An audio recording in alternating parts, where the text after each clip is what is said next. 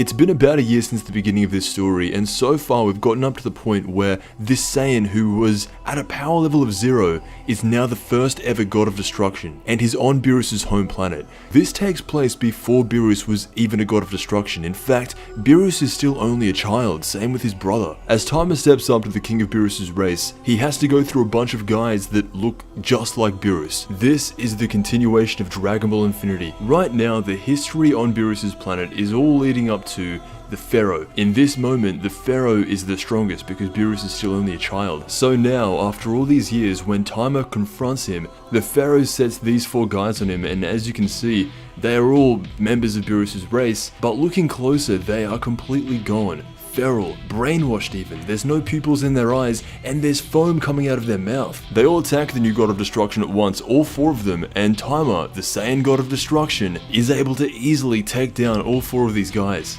Seeing the complete destruction of his men, the Pharaoh starts getting very mad, and so what he does is he gets this big boulder from out of the lake, levitates it in the air, and throws it directly at Timer himself. This rock is the size of a small mountain, and it crushes Timer, but as you'd expect, the new god of destruction is no pushover. He splits this rock in half and says, "You'll have to do better than that, I see right through you." The original Pharaoh of Beerus' world is an evil man. In the past, he put Beerus' dad up against Timer when they were cellmates, training with each other, and tried to make them fight to the death. After all these years, Timer is now back with a goatee as the god of destruction. All of a sudden, a new member of Beerus' race, dressed in a robe, jumps down and is now fighting Timer as one of the Pharaoh's henchmen. These two go blow for blow and are somewhat evenly matched. In fact, this new guy is actually getting the upper hand on Timer. Eventually, he takes his robe off, and when he does, this guy looks a lot like Beerus' dad. He's even got the black eye, so pretty much what it is now is all of Beerus' race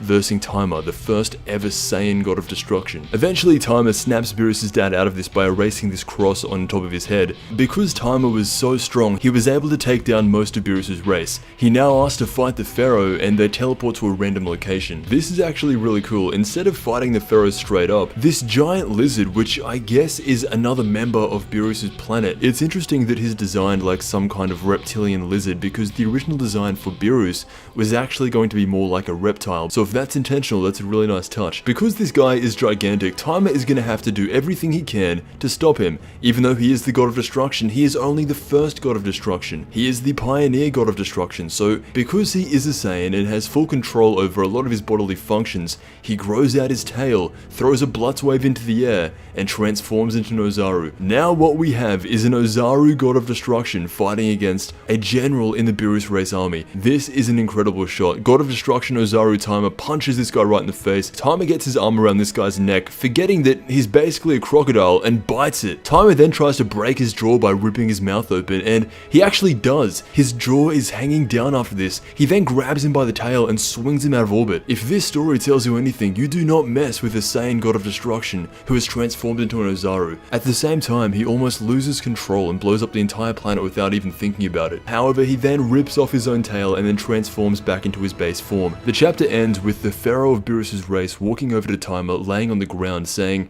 "How touching." All links to the creator will be down below, and the story too. I want to thank you so much for watching, and I'll see you in the next Dragon Ball video.